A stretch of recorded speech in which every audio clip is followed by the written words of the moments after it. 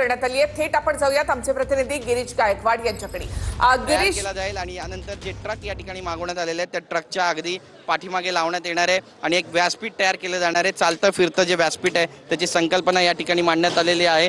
मुंबई पोलिसांकडून या मोर्चाला परवानगी नाहीये, त्यामुळे चालतं फिरतं व्यासपीठ जे आहे ते महाविकास आघाडीच्या नेत्यांकडून या ठिकाणी उभारण्यात आलेलं आहे आणि त्याची सुद्धा तयारी सध्या अंतिम टप्प्यात पोहोचलेली आहे। 1 वाजता मोर्चाला सुरुवात होणार आहे आणि त्यापूर्वीची ही सगळी तयारी जी आहे ती आपण पाहतोय। युद्ध पातळीवर ही सगळी तयारी जी आहे ती सध्या केली जाते, कामं केली जात आहेत आणि त्यासोबतच आपण पाहतोय की आता ज्यावेळी मोर्चा निघेल त्यावेळी नेमकी परिस्थिती काय असणार आहे, किती लोक या मोर्चामध्ये सामील होणार आहे हे सुद्धा पाहणं महत्त्वाचं ठरेल। कॅमेरा पर्सन योगेश गुरवसह गिरीश गायकवाड, TV9 मराठी, मुंबई।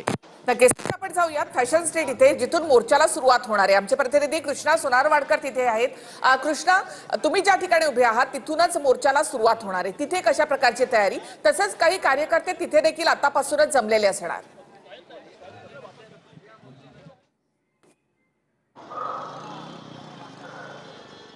देखील आपण पाहतो की फॅशन स्ट्रीट पासून मोर्चाला सुरुवात होईल आणि त्यानंतर मेट्रो सिनेमाच्या चौकामध्ये हा मोर्चा येईल आणि त्यानंतर मुंबई महानगरपालिकेचं जे मुख्यालय आहे त्या दिशेनं या मोर्चाला जायला सुरुवात होईल। त्या बाजूला आपण पाहतो की ज्या 2 लेन मुंबई महानगरपालिकेच्या मुख्यालयाकडे जाणारे रस्ते आहेत ते पूर्णपणे बॅरिकेटिंग करून वाहतुकीसाठी बंद करण्यात आलेले आहेत आणि संपूर्ण या मेट्रो सिनेमाच्या चौकामध्ये बॅनरबाजी जी आहे ती सुद्धा आपल्याला पाहायला मिळते। या बाजूची ही लेन आपण पाहतो, इथून या मोर्चाला सुरुवात होणार आहे। फॅशन स्ट्रीटकडे जाणारा हा रस्ता आहे, सगळे नेते एकत्रितपणे काही वेळासाठी जमतील आणि त्यानंतर कार्यकर्त्यांच्या सहित या मोर्चाला चालत नेते सुरुवात करतील आणि त्यानंतर या चौकामध्ये येतील आणि इथून मुंबई महानगरपालिकेच्या मुख्यालयाजवळ जाऊन तिथे जे व्यासपीठ आहे तिथे या मोर्चाची सांगता जी आहे ती जाहीर सभेच्या रूपामध्ये होणार आहे। काही प्रमुख नेत्यांची भाषणं सुद्धा यावेळेला होणार आहेत, त्यामुळे या नेत्यांची भाषणामध्ये काय काय मुद्दे असणार आहेत हे पाहणं अत्यंत महत्त्वाचं असणार आहे। कारण निवडणूक आयोगानं मतदार याद्यांमध्ये जो काही घोळ घातलेला आहे त्या संदर्भातले आरोप हे सगळ्या महाविकास आघाडीच्या नेत्यांकडून आणि मनसे अध्यक्ष राज ठाकरे यांच्याकडून सातत्यानं उपस्थित करण्यात आलेले आहेत। काही प्रश्न सुद्धा उपस्थित करण्यात आलेले आहेत, त्या सगळ्या प्रश्नांची उत्तरं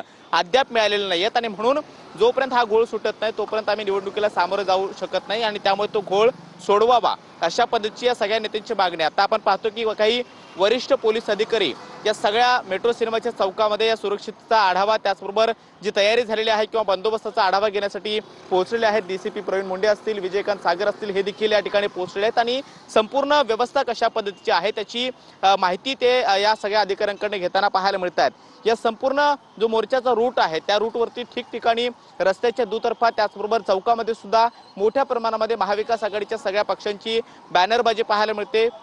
खास करून मनसेचे अनेक बॅनर असतील किंवा ठाकरे गटाचे बॅनर असतील ते सुद्धा पाहायला मिळतात। मात्र काँग्रेसच्या बॅनरची संख्या फारशी तेवढी पाहायला मिळत नाहीये। काँग्रेसकडून नेमक्या या मोर्चामध्ये कोण कोण सहभागी होणार आहेत हे अद्याप स्पष्ट होऊ शकलेलं नाहीये। मात्र सध्या या मोर्चाची जोरदार तयारी या चौकामध्ये केली गेलेली आहे। दुसऱ्या बाजूला आपण पाहतोय की काही या सगळ्या परिसरामध्ये जो काही पोलीस बंदोबस्त वाढवण्यात आलेला आहे किंवा पोलीस कर्मचारी जे तैनात करण्यात आलेले आहेत, अवघा 1 तास या मोर्चाच्या वेळेसाठी आता उरलेला आहे।